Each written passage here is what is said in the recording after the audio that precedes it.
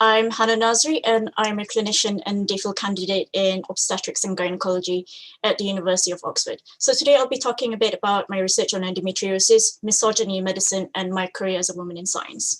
Just a disclaimer, I'm very early in my clinical training, so I don't think I'm the best person to answer any questions on the clinical management of endometriosis.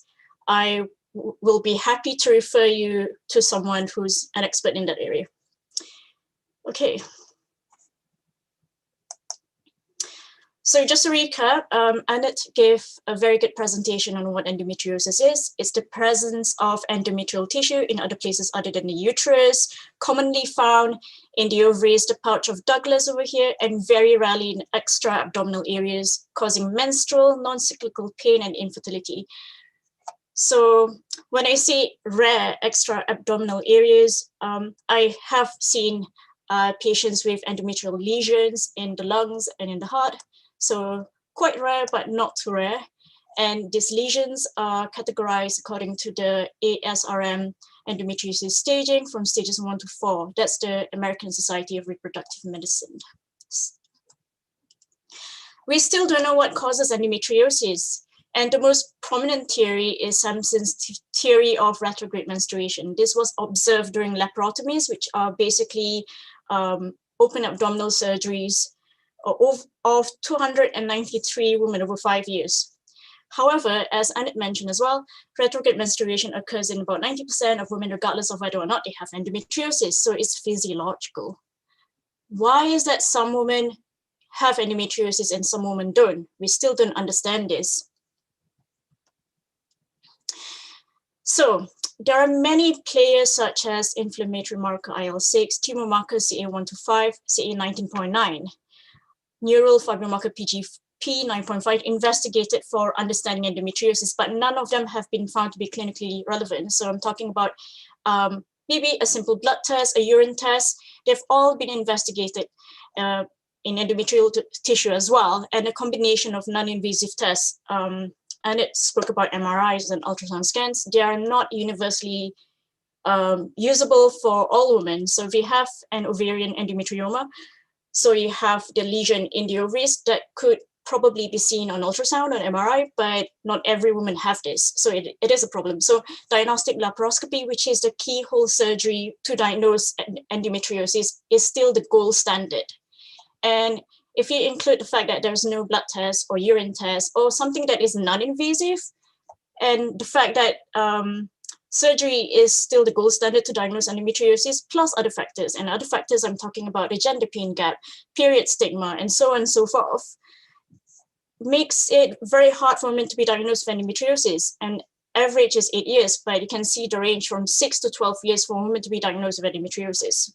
Clearly, there is a need for us to understand why endometriosis happens, and we need to find a test, a non-invasive test. So going back to my research, so a candidate biomarker is exosome. So exosome is a small extracellular vesicle. So they have been thoroughly investigated in cancer studies. I am interested to see if the findings in cancer studies can be translated in benign conditions such as endometriosis. And exosomes or small extracellular vesicles have been implicated in various conditions such as atherosclerosis, diabetes, preeclampsia. So I feel that retrograde menstruation is just one part of the story. So it brings the endometrial cells into the peritoneal cavity, and these small extracellular vesicles or exosomes, they attach to the mesothelial layer of the abdominal wall. And somehow it changes this abdominal wall into making it easier for these endometrial cells to invade and attach. So these exosomes could come from anywhere. They could come from the immune cells, red blood cells, or endometrial cells. At this stage, I don't really know where they're coming from, but they are present in the peritoneal fluid. So peritoneal fluid is basically the fluid that bathes the organs within this peritoneal cavity. And if I just go back, so this is the peritoneal cavity, and you can see some organs here. So there's peritoneal fluid which bathes all these organs. Okay, so you're probably wondering now, what am I talking about? What are the small extracellular vesicles? So the extracellular vesicles that I'm going to focus here are exosomes. They are actually nanovesicles produced by all cells in the body and are found in biological fluids such as milk, saliva, urine, and semen. They are formed from early endosomes, which then form these multivesicular endosomes, which give rise to intraluminal vesicles, and then they're bound to the plasma membrane and they are released into the circulation or taken up by target cells. And why are they important? They're important because they're important for intercellular communication. So if you imagine exosomes like puzzles, and it contains a message inside, and this message is taken to the target cell, and that message changes and transforms the target cell. So to explain it a bit more, you can see that this is the makeup of an exosome. So due to the nature of how it's made, they contain material from the multivesicular endosomes that I spoke about, such as ALIX, CD9, and CD63. They're all just exosome markers, and of course they contain cargo. So we can see here some genetic material, some proteins, and you can see there's various proteins up here. And they're important because they actually act like the stem of the parcel. So they can actually tell you where to go. And why is this important? So I've mentioned earlier that they're important in cancer metastases. As demonstrated by Hoshino et al. In 2015, exosomes play a role in directing the site of metastases. So if you look at this exosome, and this one, yeah. So there's, in this particular study, there's breast cancer cells and they study liver cancer cells. And why do breast cancer cells like to go to the lungs, for example? It's because they contain exosomes which have this protein or integrin, which acts like a stem. And therefore it takes this message through the lungs, and therefore that's how it proliferates over there. And the same for liver as well. So if you swap the integrins on top of these exosomes, they will go to the opposite cells. So they would go to the pancreas, and then they would go to the lungs. So just like stems. And before we go into further, here's a diagram of the different types of extracellular vesicles that you can find and their sizes compared to cells and other viruses. So we're talking about this one, and these EV subtypes have been defined by various often overlapping definitions based on how they're produced, but they can also be defined by size and constituent molecules, function, or method of separation. And because of this bewildering and sometimes contradictory definitions of different EV types, the current scientific consensus is that extracellular vesicles is the preferred nomenclature. So I will just call them small EVs instead of just calling them exosomes. So to investigate my hypothesis a bit further, we have to confirm that they're present in peritoneal fluid.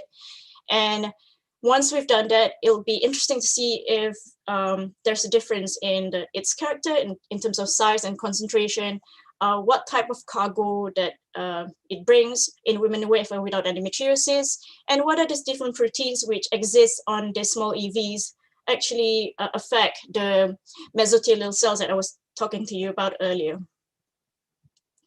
So in this particular study, this is just a pilot study, 28 women who were undergoing laparoscopy for suspected endometriosis were recruited, and then they had this peritoneal fluid collected, and this is the exclusion criteria. As you can see, we have controls here. This is just the menstrual cycle phases.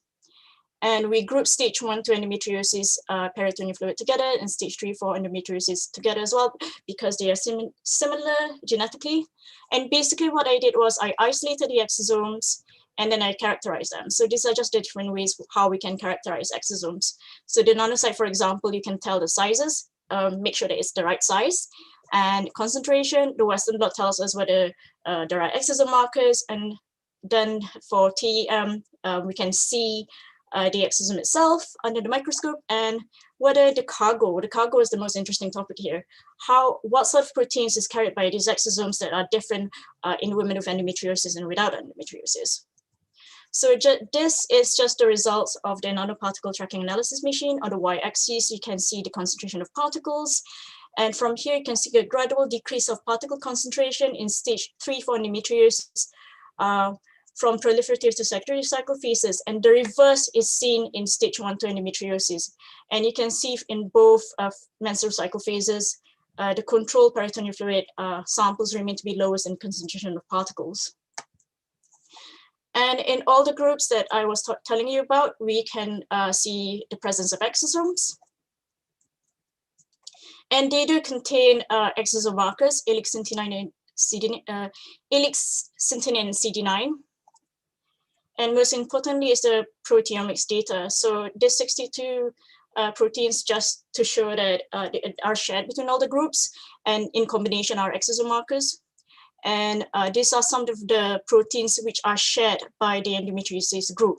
So this is stage 1 to endometriosis, stage 3 for endometriosis. I do apologize, I didn't actually label them properly here. So this is control, stage 1 to endometriosis, stage 3 to 4 endometriosis, and these are the proteins which are shared by the endometriosis sample. So interestingly enough, peroxyredoxin 1 is high in human malignancies, suggesting that this protein may be a pro-oncogene, although in some studies it has been shown to suppress tumors, and it's increased in stage 1 endometrial cancer. And annexin A2 is important for the degradation of endometrium by the peritoneal macrophages. So you have immune cells within the peritoneal cavity, which eats up the endometrial cells. We don't know whether this is dysfunctional in people with endometriosis or not, but this is really interesting. And we know that there's annexin A2 dysregulation within the utopic endometrium of endometriosis patients. There are increase in stage 1 endometrial cancer, and this last protein inter-alpha trypsin inhibitor heavy change is upregulated during surgical trauma. So very, very interesting. And of course, what does this have to do with biomarker? So what I've shown in this pilot study is that there are small extracellular vesicles which are present in peritoneal fluid, and they probably have very interesting functions in terms of how they promote endometriosis. And from what I've shown earlier, I think I probably did not explain this properly. I had to pull the samples of peritoneal fluid because they're 1 ml per ml and it wasn't enough for the sample. So as a way to move forward, I have successfully isolated small EVs from single peritoneal fluid samples. So I'm currently doing experiments to confirm the function of these exosomes. And also in the future, if you want to use exosomes as a non-invasive test, we should move in to look into blood and urine and see whether these exosomes are actually present in the blood. So going to a slightly different tangent, we're going to talk about misogyny in medicine. And I think this is an important topic to talk about, especially in terms of endometriosis and women's health. And going back to this slide, we've discussed about biomarkers and diagnostic laparoscopy. And now we're going to discuss about other factors. So these other factors include the gender pain gap, normalization of period pains, and period stigma. I mean, Annette mentioned earlier about it's a bit embarrassing to be talking about your period all the time, but should we be embarrassed? That's a question for you to think about. So talking about the gender pain gap. So a study which investigated analgesia prescribed to emergency department attendees with abdominal pain confirmed that women's pain are regularly dismissed. Women were prescribed lesser painkillers and more sedatives than men in post-coronary bypass surgery. And in this particular review, men prefer being in pain due to their self-imposed reticence for wanting to appear strong and stoic, thereby not requesting adequate pain relief, but gets pain relief when they ask. Whereas like women who are liberally admitting pain were given less pain relief because they are hysterical and emotional. And we know that the word uterus comes from the Greek word hysteria. Interesting, isn't it? So why is this the case? It is also due to the false belief that women are used to internal pain. So if you look at the Lancet study in abuse experienced by women during labor and birth in the global south, you see that this is the cause of why people think that these women are being abused because they are used to internal pain. And when I'm talking about pain, I like to talk about how this affects different ethnic minority groups experience pain. So I'm going to talk about James Marion Sims. So in 1876, he was named the president of the American Medical Association. And in 1880, he became the president of the American Gynecological Society, which is an organization he helped out. So he's the father of modern gynecology because he pioneered a surgical technique to repair vesicovaginal fistula, which is a common 19th century complication of childbirth, in which a tear between the uterus and the bladder caused constant pain and urine leakage. And to do this, he experimented on enslaved women. And today we know the three names of the female fistula patients from Sim's own records. They are Lucy, Anarka, and Betsy. The first one that he operated on was an 18-year-old Lucy who had given birth a few months prior and hadn't been able to control her bladder since. During the procedure, patients were completely naked and are asked to perch on their knees and bend forward onto their elbows so their heads rested on their hands. And Lucy endured an hour-long surgery, screaming and crying out in pain, and observed by about a dozen doctors. And despite Lucy being in pain, he didn't use anesthesia. So he didn't use anesthesia on his Black patients, but he did use anesthesia on his white patients. Why is this? This is due to his false belief that Black people feel less pain. And why did he decide to work on Black women? Doing women medicine at that time was less prestigious, mostly to work on Black women. It is because these women were valuable for their reproductive capabilities. Partus sequitur ventrum dictates that a child born from an enslaved mother were born into slavery. So it is really important for Black slaves at that time to be able to reproduce. And this is his motivation at the time, to help this woman. Unfortunately, this idea of Black women feel less pain continued to persist until today, which is staggering. Going away to period stigma. There is still this unfortunate stigma where period blood is considered dirty. The reality is that period blood is not dirty or impure. It's just unused cells and blood that are supposed to support parturition. In Nepal, despite this tradition being outlawed, women and girls who are menstruating are segregated into these so-called menstruation huts in a tradition called chowpadi. These huts are usually not purpose-built, and girls and women often have to share the hut with cattle, and they're usually windowless. So as you can see, this young woman died due to smoke inhalation, just to keep herself warm during this cold winter. In a Nepali survey around 2017, one district with around 49,000 households had over 500 of these huts. Although this practice was outlawed in 2005, the first arrest of this legislation did not take place until 2019.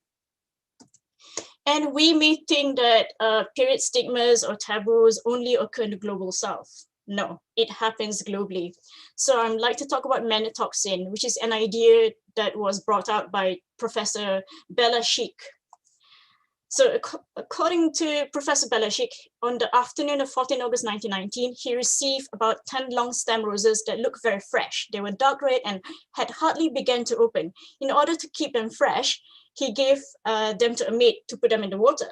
He was not a little surprised to find the next day that all the roses had wilted and dried up. So he presumed there was nothing untoward or any deception and asked the maid. She replied that she knew yesterday that the flowers would die. She shouldn't have touched them because she was menstruating. So every flower that she handles apparently dies.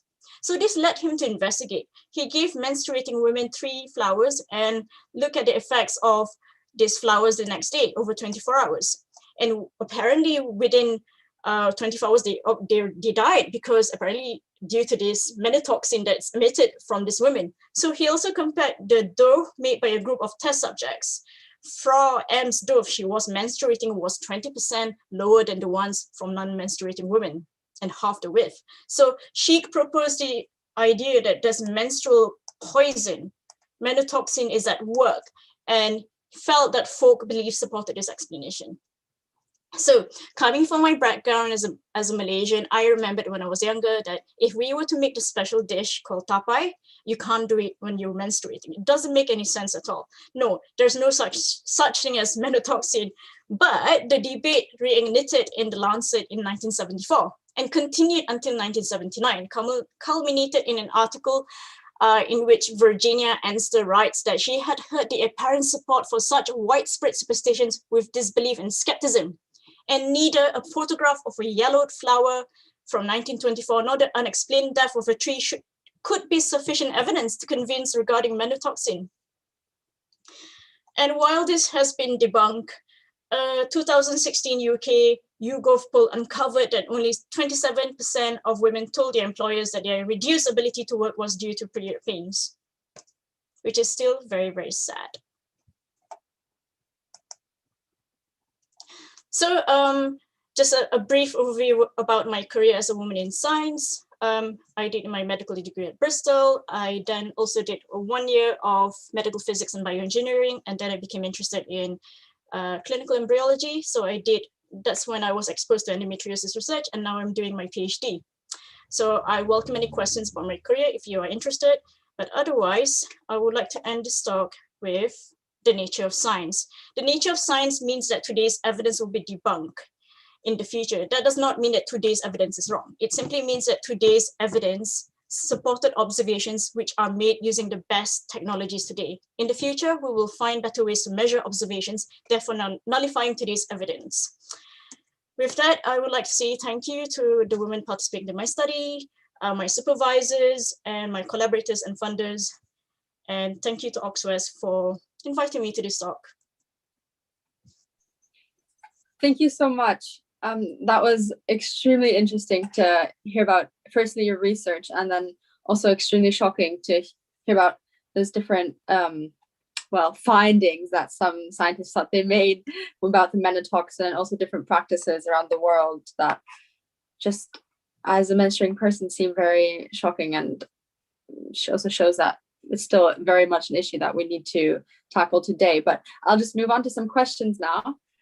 So one question that I thought was quite that I came up with was that, how do you think has your experience as training in a clinical setting impacted your work as an academic and now in research? So yeah, thought maybe, and vice versa as well.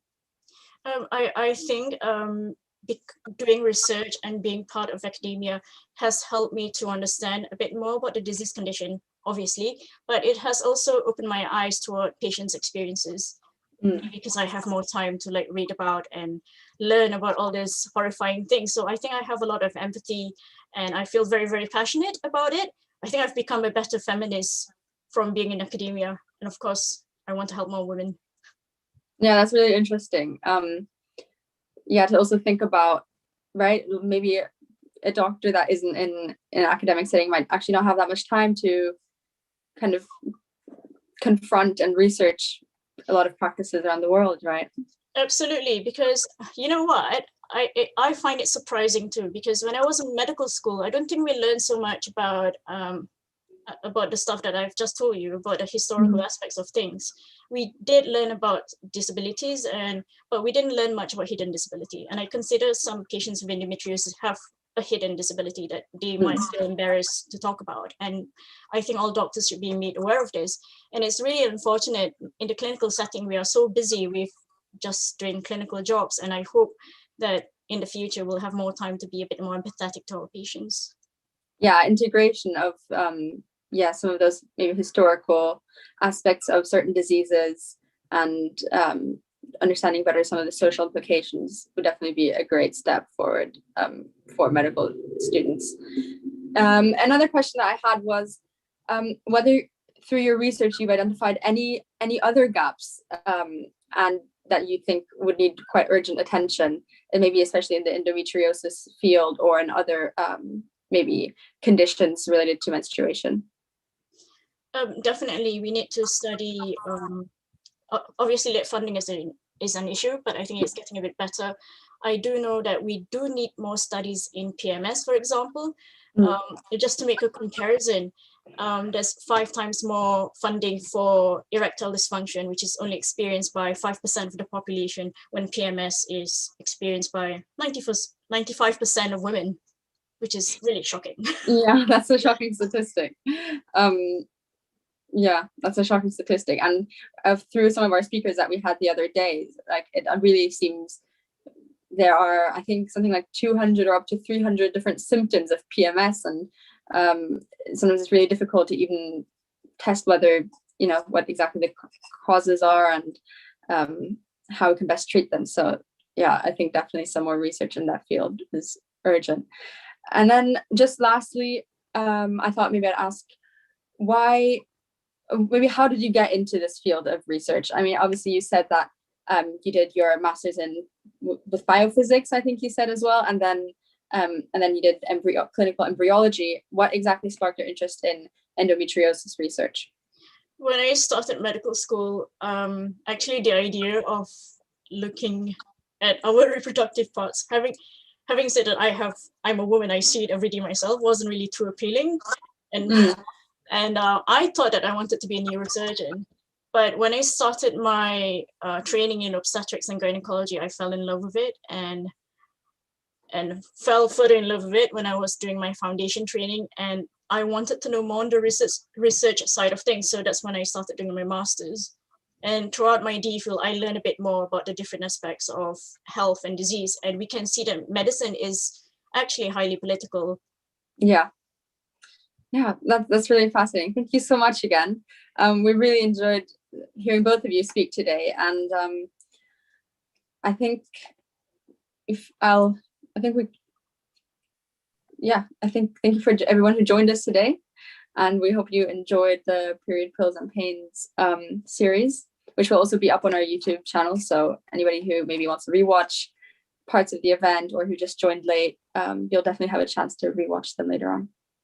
I also just want to say, if you haven't done so already, we have made a website, menstruationunlocked.com. You can also find it on our Facebook page, which we've made to compile useful resources so we can all learn more about menstruation, contraception, and conditions related to reproductive health, such as endometriosis. So it has links that Annette mentioned earlier from Endometriosis UK, about symptom diaries and things like that. So please make sure to check out the website too. And yeah, thanks again to our speakers and everyone who was watching. We really hope you enjoyed. Bye. Bye.